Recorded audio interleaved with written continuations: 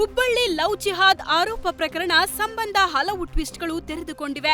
ಆರೋಪಿ ಸಮೀರ್ ವಿರುದ್ಧ ಪೊಲೀಸರು ತನಿಖೆ ಮುಂದುವರೆಸಿದ್ದಾರೆ. ಈ ಬೆನ್ನಲ್ಲೇ ಜಿಮ್ ಟ್ರೈನರ್ ಸಮೀರ್ ಬೇರೆ ಬೇರೆ ಯುವತಿಯರ ಜೊತೆಗಿರೋ ಫೋಟೋಗಳು ವೈರಲ್ ಆಗ್ತಿವೆ. ಇದ್ರೊಂದಿಗೆ ಸಂತ್ರಸ್ತೆ ಮೇಲೆ ಅತ್ಯಾಚಾರ ಮಾಡ್ತಿದ್ದ ಸಮೀರ್ ಆಕೆಗೆ ಗರ್ಭಪಾತದ ಮಾತ್ರೆ ತೆಗೆದುಕೊಳ್ಳುವಂತೆ ಪೀಡಿಸ್ತಿದ್ದ ಅನ್ನೋ ಆರೋಪವಿದ್ದು ಅದರ ವಿಡಿಯೋಗಳು ಸಿಕ್ಕಿವೆ.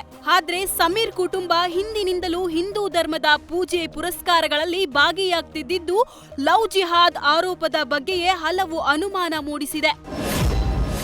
ಇನ್ನು ಲವ್ ಜಿಹಾದ್ ಆರೋಪಕ್ಕೆ ಸಂಬಂಧಿಸಿದಂತೆ ಸಂತ್ರಸ್ತ ಯುವತಿ ವೈದ್ಯಕೀಯ ಪರೀಕ್ಷೆಗೆ ಒಳಪಟ್ಟಿದ್ದಾರೆ. ಹುಬ್ಬಳ್ಳಿಯ ಕಿಮ್ಸ್ ಆಸ್ಪತ್ರೆಯ ನಿರ್ಭಯ ವಿಶೇಷ ವಾರ್ಡ್ನಲ್ಲಿ ಸಂತ್ರಸ್ತೆಗೆ ವೈದ್ಯಕೀಯ ಪರೀಕ್ಷೆ ನಡೆಸಲಾಗುತ್ತಿದೆ. ಪರೀಕ್ಷೆ ಬಳಿಕ ಕಿಮ್ಸ್ ವಿಶೇಷ ತಜ್ಞರಿಂದ ಸಂತ್ರಸ್ತೆಗೆ ಕೌನ್ಸಿಲಿಂಗ್ ನಡೆಯಲಿದೆ. ಉಪಚುನಾವಣೆಯಲ್ಲಿ 2 ಕ್ಷೇತ್ರಗಳಿಂದ ಎನ್ಡಿಎ ಅಭ್ಯರ್ಥಿಗಳು ಗೆದ್ದು ಬರಲಿದ್ದಾರೆ ಅಂತ ಕೊಪ್ಪಳದಲ್ಲಿ ಕೇಂದ್ರ ಸಚಿವ ಎಚ್.ಡಿ. ಕುಮಾರಸ್ವಾಮಿ ಭವಿಷ್ಯ ನುಡಿದಿದ್ದಾರೆ. ಯುದ್ಧದಿಂದಾಗಿ ಗ್ಯಾಸ್ ಸಿಗುತ್ತಿಲ್ಲ, ಹಾಗಾಗಿ ರಾಜ್ಯ ಸರ್ಕಾರ 6ನೇ ಗ್ಯಾರಂಟಿಯಾಗಿ ಆಟೋ ಚಾಲಕರಿಗೆ ತಿಂಗಳಿಗೆ 15,000 ರೂಪಾಯಿ ಕೊಡಲಿ. ರಾಜ್ಯದಲ್ಲಿ ಅಡುಗೆ ಆಟೋ ಗ್ಯಾಸ್ ಸಮಸ್ಯೆ ಕಾಣುತ್ತಿದೆ. ಇದಕ್ಕಾಗಿ ನರೇಂದ್ರ ಮೋದಿಯವರ ನೇತೃತ್ವದ ಸರ್ಕಾರ ಜನಸಾಮಾನ್ಯರಿಗೆ ತೊಂದರೆಯಾಗದಂತೆ ನೋಡಿಕೊಳ್ಳುತ್ತಿದೆ. ಆದ್ರೆ ಕಾಂಗ್ರೆಸ್ನವರು ಟೀಕೆ ಮಾಡ್ತಿದ್ದಾರೆ. ಹೀಗಾಗಿ ಎನ್ಡಿಎ ಅಭ್ಯರ್ಥಿಗಳು ಗೆಲ್ಲಲಿದ್ದಾರೆ ಅಂತ ತಿಳಿಸಿದ್ದಾರೆ. ಇಂಧನ ಬೆಲೆ ಏರಿಕೆ ಮತ್ತು ಪೆಟ್ರೋಲ್ ಡೀಸೆಲ್ ಅಭಾವದ ಆತಂಕದಿಂದಾಗಿ ಸಾರ್ವಜನಿಕರು ಈಗ ಎಲೆಕ್ಟ್ರಿಕ್ ವಾಹನಗಳ ಮೊರೆ ಹೋಗುತ್ತಿದ್ದಾರೆ. ರಾಜ್ಯದಲ್ಲಿ ಇವಿ ವಾಹನಗಳ ನೋಂದಣಿ ಈ ವರ್ಷ 40% ಹೆಚ್ಚಾಗಿದ್ದು, ಜನವರಿ ಮತ್ತು ಮಾರ್ಚ್ ನಡುವೆ ದಾಖಲೆಯ 54,379 ವಾಹನಗಳು ನೋಂದಣಿಯಾಗಿವೆ. ವಿಶೇಷವಾಗಿ ಆರ್ಥಿಕ ವರ್ಷದ ಕೊನೆಯ ದಿನವಾದ ಮಾರ್ಚ್ 31ರಂದು ಬೆಂಗಳೂರಿನ ಆರ್ಟಿಒ ಕಚೇರಿಗಳಲ್ಲಿ ಒಂದೇ ದಿನ 13,000ಕ್ಕೂ ಹೆಚ್ಚು ಇವಿಗಳು ನೋಂದಣಿಯಾಗಿರುವುದು ಹೊಸ ದಾಖಲೆ ಸೃಷ್ಟಿಸಿದೆ. ಯುದ್ಧದಲ್ಲಿ ಇರಾನ್ ಅಮೆರಿಕದ 2 ಫೈಟರ್ ಜೆಟ್ ಹೊಡೆದುರುಳಿಸಿದೆ. ಒಂದೇ ದಿನದಲ್ಲಿ F-35 ಯುದ್ಧ ವಿಮಾನ ಹೊಡೆದುರುಳಿಸಿದೆ. ದಾಳಿಯಿಂದ ಇರಾನ್ನಲ್ಲಿ ಕೆಳಮಟ್ಟದಲ್ಲಿ ಫೈಟರ್ ಜೆಟ್ ಬಿದ್ದ ಕಾರಣ ಓರ್ವ ಅಮೆರಿಕ ಪೈಲಟ್ಗಾಗಿ ಅಮೆರಿಕ ಶೋಧ ಕಾರ್ಯ ನಡೆಸಿದೆ. ಇತ್ತ ಅಮೆರಿಕದ ಪೈಲಟ್ ಸೆರೆ ಹಿಡಿದರೆ ಬಹುಮಾನ ನೀಡುವುದಾಗಿ ಇರಾನ್ ಸೇನೆ ಸರ್ಕಾರ ಸೂಚನೆ ನೀಡಿದೆ.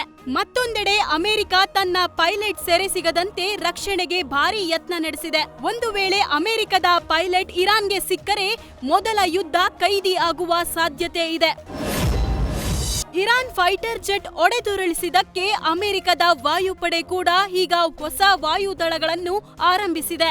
50ಕ್ಕೂ ಹೆಚ್ಚು ಅಮೆರಿಕ ಮತ್ತು ಇಸ್ರೇಲ್ ಯುದ್ಧ ವಿಮಾನಗಳು ಇರಾನ್ ಮೇಲೆ ದಾಳಿ ನಡೆಸಿವೆ. ಇರಾನ್ನ ಐಆರ್ಜಿಸಿ ನೆಲೆಗಳನ್ನು ಗುರಿಯಾಗಿರಿಸಿ ದಾಳಿ ನಡೆಸಿದ್ದು, ಟೆಹರಾನ್ನಲ್ಲಿ ಬೃಹತ್ ಸ್ಫೋಟದ ಶಬ್ದ ಕೇಳಿಬಂದಿದೆ. ಸರಿಯಾಗಿ ಕೆಲಸ ಮಾಡ್ತಿಲ್ಲ ಅಂತ ಕೆಲಸದಿಂದ ತೆಗೆದುಹಾಕಿದ್ದಕ್ಕೆ ಸಲೂನ್ನಲ್ಲಿ ರಾಧಾಂತವೇ ನಡೆದು ಹೋಗಿದೆ. ಬ್ಯೂಟಿಷಿಯನ್ ಸುಷ್ಮಾ ಎಂಬಾಕೆಯನ್ನ ಕೆಲಸದಿಂದ ತೆಗೆದಿದ್ದಕ್ಕೆ ಸಲೂನ್ ಮಾಲೀಕನ ಮೇಲೆ ಲವ್ ಪ್ರಪೋಸ್ ಆರೋಪ ಮಾಡಲಾಗಿತ್ತು. ಬೆಂಗಳೂರಿನ ಸ್ಕಿನ್ ಶೈನ್ ಫ್ಯಾಮಿಲಿ ಸಲೂನ್ ಮಾಲೀಕ ಮಹಿಳೆಗೆ ಬಿಸ್ಕೆಟ್ ನೀಡಿ ಪ್ರಪೋಸ್ ಮಾಡಿದ್ದಾನೆ ಅಂತ ಆರೋಪಿಸಲಾಗಿತ್ತು. ಈ ವಿಚಾರವಾಗಿ ಸಲೂನ್ ಮಾಲೀಕನ ಪತ್ನಿ ಹಾಗೂ ಬ್ಯೂಟಿಷಿಯನ್ ನಡುವೆ ಗಲಾಟೆಯಾಗಿದೆ.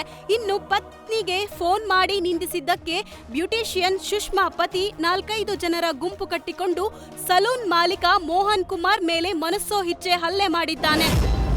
ಕೆವಿಎನ್ ಪ್ರೊಡಕ್ಷನ್ ಮತ್ತೊಂದು ಸಿನಿಮಾ ನಿರ್ಮಾಣಕ್ಕೆ ಮುಂದಾಗಿದ್ದು, ಕಾಂತಾರ ಬೆಡಗಿ ರುಕ್ಮಿಣಿ ವಸಂತ್ ಈ ಸಿನಿಮಾದ ನಾಯಕಿಯಾಗಿ ನಟಿಸಿದ್ದಾರೆ. ವಿಶೇಷವೇನೆಂದರೆ ಈ ಸಿನಿಮಾದಲ್ಲಿ ಕನಸಿನ ರಾಣಿ ಖ್ಯಾತಿಯ ಮಾಲಾಶ್ರೀ ಕೂಡ ಪ್ರಮುಖ ಪಾತ್ರದಲ್ಲಿ ನಟಿಸಲಿದ್ದು, ಇಷ್ಟರಲ್ಲೇ ಸಿನಿಮಾ ಟೇಕ್ ಆಫ್ ಆಗಲಿದೆ. ಅಂದಾಗೆ ಈ ಸಿನಿಮಾಗೆ ಹೇಮಂತ್ ರಾವ್ ನಿರ್ದೇಶನ ಇರಲಿದೆ. ಬಹು ಭಾಷೆಗಳಲ್ಲಿ ಈ ಸಿನಿಮಾ ತಾರೆ ಕಾಣಲಿದೆ. ಭಾರತೀಯ ಸಿನಿಮಾ ರಂಗದಲ್ಲೇ ಬಹುಕೋಟಿ ವೆಚ್ಚದ ಸಿನಿಮಾ ಎನಿಸಿಕೊಂಡಿರೋ ರಾಮಾಯಣ ಸಿನಿಮಾ ಫಸ್ಟ್ ಪ್ರೊಡಕ್ಷನ್ ಕೆಲಸಗಳು ಜೋರಾಗಿ ನಡೀತಿವೆ. ಈ ವರ್ಷದ ದೀಪಾವಳಿಗೆ ರಾಮಾಯಣ ಭಾಗ 1 ಬಿಡುಗಡೆ ಮಾಡಲು ಸಿದ್ಧತೆ ನಡೆದಿದೆ. ಈ ಮಧ್ಯೆ ಸಿನಿಮಾದ OTT ಡೀಲ್ ಬಗ್ಗೆ ಚರ್ಚೆ ಆಗ್ತಿದ್ದು, ಬರೋಬ್ಬರಿ 700 ಕೋಟಿಗೆ OTT ರೈಟ್ಸ್ ಮಾಡಲು ಮುಂದಾಗಿದ್ದಾರೆ. ನಿರ್ಮಾಪಕ ನಮಿತ್ ಮಲ್ಹೋತ್ರಾ ಈ ಹಿಂದೆ 1000 ಕೋಟಿಗೆ OTT ರೈಟ್ಸ್ ನೀಡೋದಾಗಿ ನಮಿತ್ ತಿಳಿಸಿದ್ರು. ಗಾಯಕನಾಗಿ ಕನ್ನಡಿಗರ ಮನೆ ಮನ ತಲುಪಿರೋ ನವೀನ್ ಸಜ್ಜು ಇದೀಗ ನಾಯಕನಾಗಿ ಇಂಡಸ್ಟ್ರಿಗೆ ಪಾದಾರ್ಪಣೆ ಮಾಡುತ್ತಿದ್ದಾರೆ. ಸಜ್ಜು ಬೊಚ್ಚಲ ಸಿನಿಮಾ ಲೋ ನವೀನ ಬಿಡುಗಡೆಗೆ ಸಿದ್ಧವಾಗಿದೆ. ಈಗಾಗಲೇ ಬಿಡುಗಡೆ ಆಗಿರೋ 3 ಹಾಡುಗಳು ಸೂಪರ್ ಹಿಟ್ ಆಗಿದ್ದು ಜನ ಮೆಚ್ಚುಗೆ ಗಳಿಸಿವೆ. ಈ ಸಂಭ್ರಮದ ಮಧ್ಯೆ ರಿಲೀಸ್ ಡೇಟ್ ಕೂಡ ಅಧಿಕೃತವಾಗಿ ಅನೌನ್ಸ್ ಮಾಡಿದ್ದಾರೆ. ಮೇ 15ರಂದು ಲೋ ನವೀನ ರಾಜ್ಯಾದ್ಯಂತ ಬಿಡುಗಡೆ ಆಗಲಿದೆ.